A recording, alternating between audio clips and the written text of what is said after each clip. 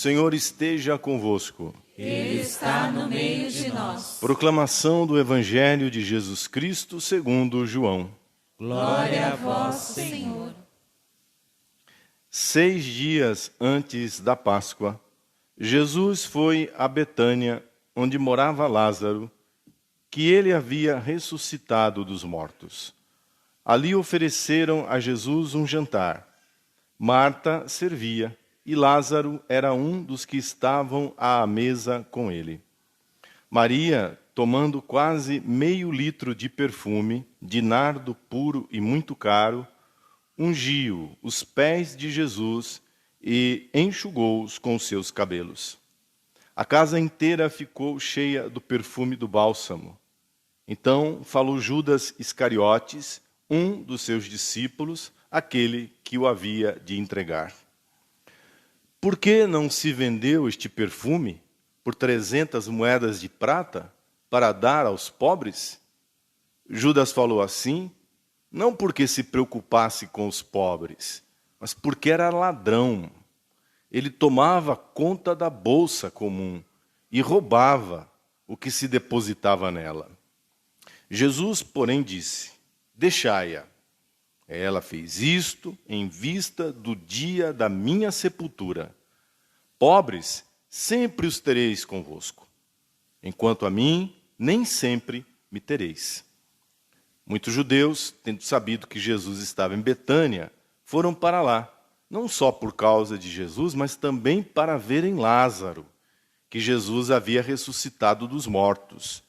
Então, os sumos sacerdotes decidiram matar também Lázaro, porque, por causa dele, muitos deixavam os judeus e acreditavam em Jesus. Palavra da salvação. Glória a vós, Senhor. Obrigado. Louvado seja nosso Senhor Jesus Cristo. Para sempre seja louvado. Meus irmãos e minhas irmãs, Segunda-feira Santa. Já sabemos, pela missa de ontem, quem é o Rei Jesus. Não, ele não é o Messias que triunfaria segundo o modelo político do reino davídico, interpretado na cabeça dos rabinos e que havia sido colocado também na cabeça do povo. Jesus é o servo sofredor, profetizado em Isaías, que lemos inclusive agora, na primeira leitura. É que é assim, será assim, sofrendo, que ele vai vencer a morte. Ele vai vencer o diabo. Ele vai vencer o pecado. Diz o texto da primeira leitura que acabamos de ouvir, de Isaías, sofrendo, ele promoverá o julgamento das nações. Ele pode julgar, porque ele passou, ele sofreu por tudo. Tudo está no corpo dele. E daí a imagem que nós escolhemos, a única imagem que está descoberta hoje aqui nessa igreja. Por que que ele pode nos compreender e entender a nossa dor? Porque todas as dores estão sobre ele.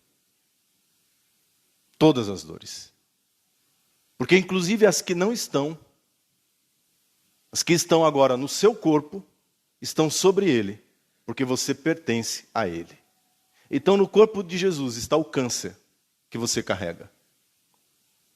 Sobre o corpo de Jesus está esse problema de vista que você está enfrentando. Sim, porque você é corpo de Cristo, você é igreja. Sobre o corpo de Cristo está a dor do desemprego, a dor da fome, a dor do abandono, a dor da miséria humana, as dores psiquiátricas, que Jesus não sofreu nenhuma delas, mas que estão todas sobre eles, marcadas naquelas chagas. E por isso também ele pode julgar, porque ele experimentou tudo sendo Deus. Essa descoberta, portanto, e contudo, que tinha sido profetizada, repito, séculos antes por Isaías, e que tinha sido esquecida, porque ninguém gosta de lembrar de coisa ruim, a gente gosta de coisa boa, boas notícias. Então, essa profecia do servo sofredor tinha sido colocada um pouco como de escanteio. 6 dias antes da paixão de Cristo, essa profecia, ela foi recordada por uma mulher. A mulher, chamada Maria de Betânia, anunciou em gestos essa profecia. É o que eu gostaria de meditar com vocês esta noite. Foi uma mulher. 6 dias, portanto, sábado, um dia antes do Domingo de Ramos. Um dia antes de Jesus entrar na cidade de Jerusalém. Em Betânia, Jesus tinha sido convidado para um jantar.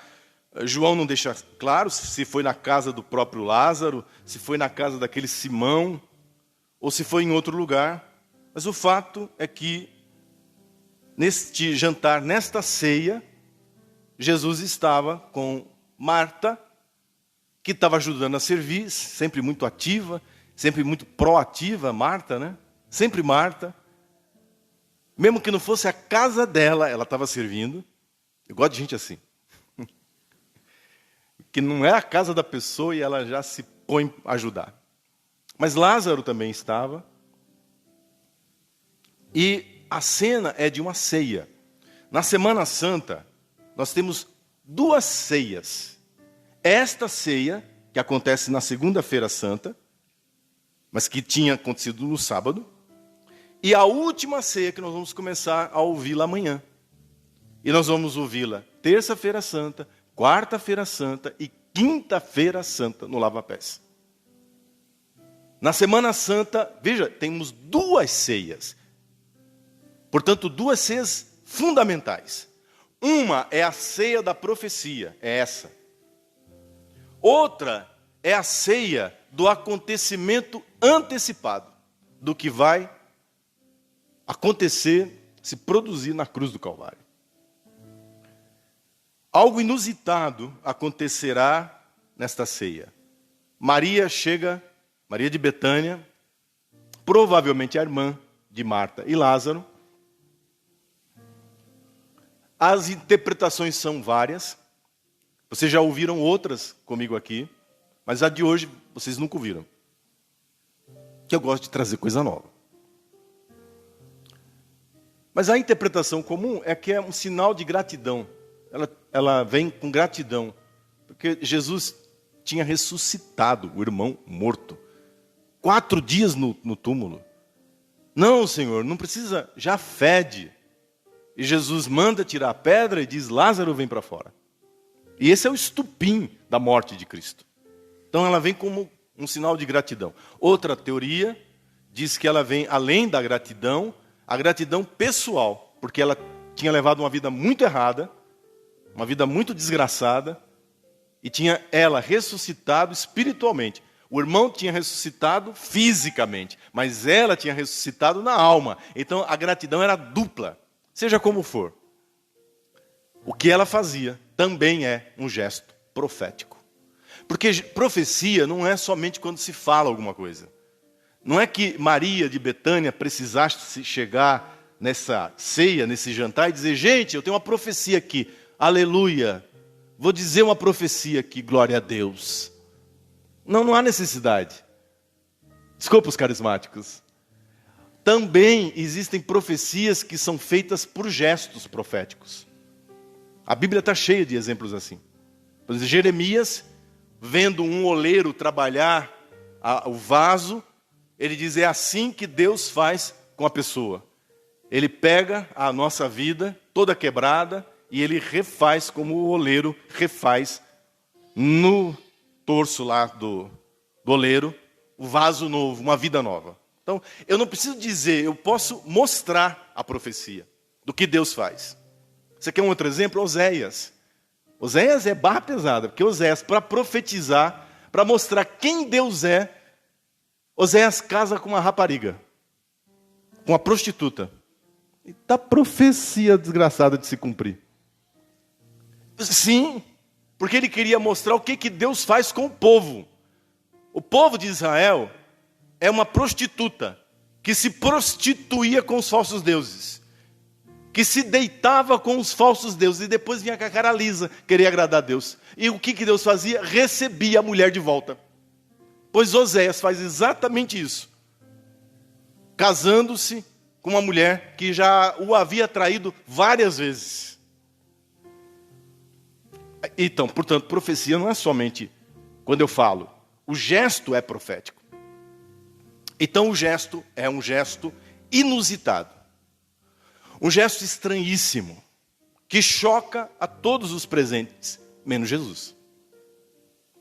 Maria de Betânia entra com meio litro de bálsamo de nardo puríssimo.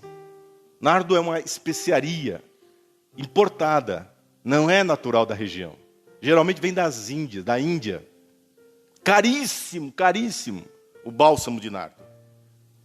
Pelos cálculos de Judas, 300 moedas de prata. Ora, o salário de um dia de trabalho era 1 moeda de prata. 300 moedas de prata é 1 ano de trabalho. É 1 ano de salário. Meio litro. E ela derrama tudo nos pés de nosso Senhor. Lavando os pés do Senhor, a casa, eu acho que até o bairro, viu, gente? Porque é perfume que não acaba mais.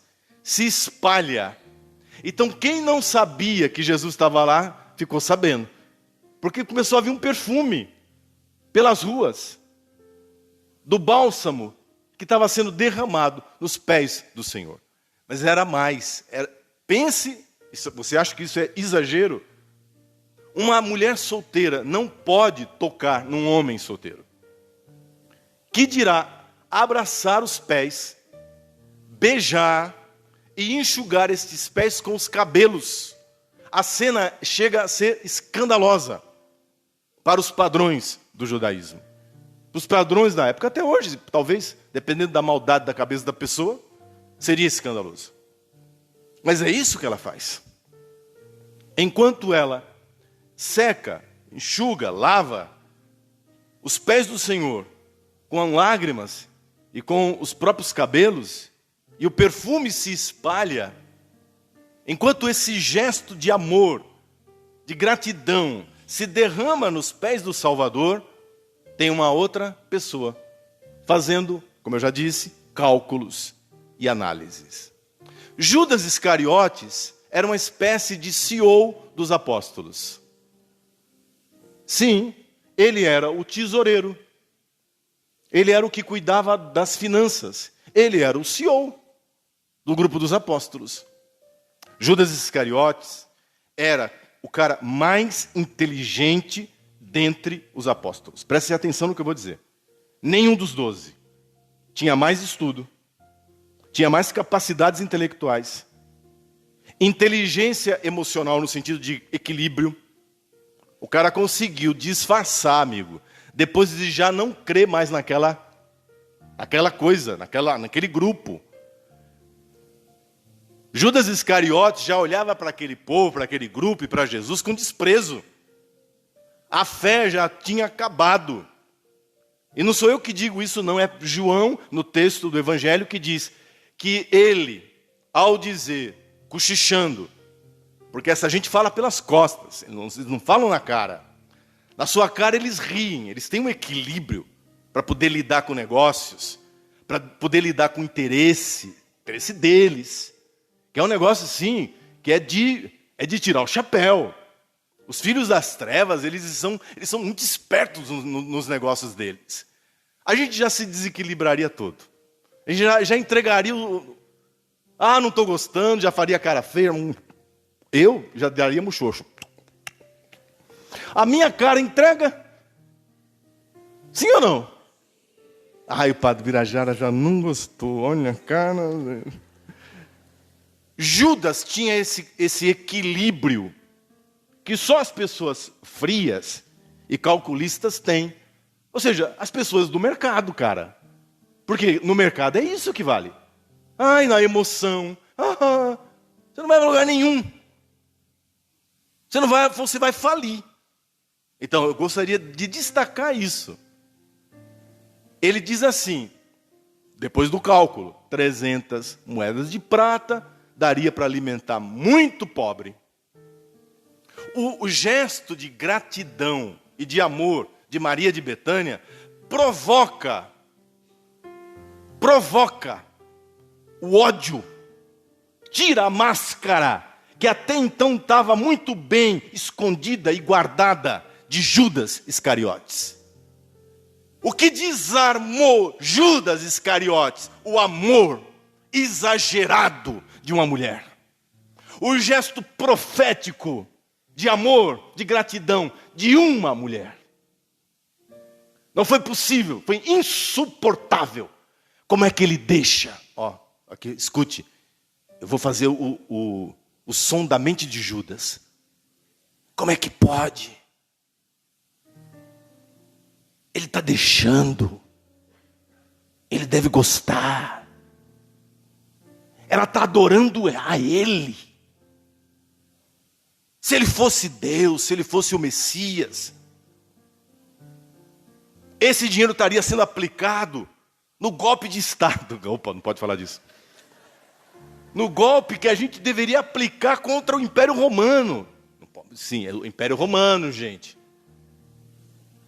Então ele está fazendo ali os cálculos dele. Jesus ouviu, porque você não conseguiu guardar, a máscara caiu, a reação veio, o cara está desarmado, o frio, o calculista, desarmado. E uma hora a máscara cai. Ninguém sustenta a máscara para sempre. E aí então, Jesus diz, interpretando o gesto de Maria de Betânia, veja como estou provando que é uma profecia. Deixe ela fazer. Deixe que ela faça. Porque o que ela está fazendo é em vista da minha sepultura. Ela está colocando por antecipação o bálsamo, o perfume, nas minhas chagas. Nas minhas chagas. Pobres, vocês sempre terão pobres. Sabe o que ela está enxergando? É que eu sou o grande pobre. Que sendo Deus, me esvaziei e tomei a forma de um escravo. Eu sou pobre. Que nasci numa manjedoura. Que passei 30 anos trabalhando de solo a solo numa carpintaria, esquecida em Nazaré. Eu sou pobre, porque eu disse, quantas vezes eu disse, as raposas têm suas covas, os passarinhos têm os seus ninhos, mas o filho do homem não tem onde reclinar a cabeça. Ela viu que eu sou pobre. Mas para Judas não. Para Judas, Jesus já era um charlatão. Para Judas, Jesus já era alguém que não merecia o respeito dele, que não merecia a fidelidade dele. Tanto que ele roubava da bolsa. Por que ele continuava no grupo dos 12? Porque ainda era interessante financeiramente para ele. Sabe o tipo do cara que está numa empresa que ele já não suporta mais, que ele já odeia, mas ele fala, eu vou ficar mais um pouco, porque eu quero tirar pelo menos alguma coisa, para não sair de mão vazia? Que esses filhos da mãe, vão pagar o que eles fizeram comigo, e eu ainda tiro alguma coisa? Ou vocês não conhecem ninguém assim? Nunca viram ninguém assim? Se nunca viram, o nome dessa pessoa é Judas. É Judas. Porque quando você não quer mais, você cai fora. Porque quando você desacreditou de uma coisa, vá viver a sua vida. Mas ele ficou por conveniência, como muitos católicos, que continuam por conveniência. Quando não era conveniente, não estavam aqui. Agora é conveniente, estão aqui. E amanhã não estarão aqui, quando de novo não for conveniente. Porque nunca estiveram aqui. Nunca. é máscara, é fingimento. Não tem dedicação, não tem amor. Mesmo que seja um amor atrapalhado e confuso, e pecador como o nosso, como o dos outros apóstolos, como era o amor de Maria de Betânia, exagerada, mas verdadeira, exuberante, mas verdadeira. E por isso Jesus deixa uma criança, demonstrando amor.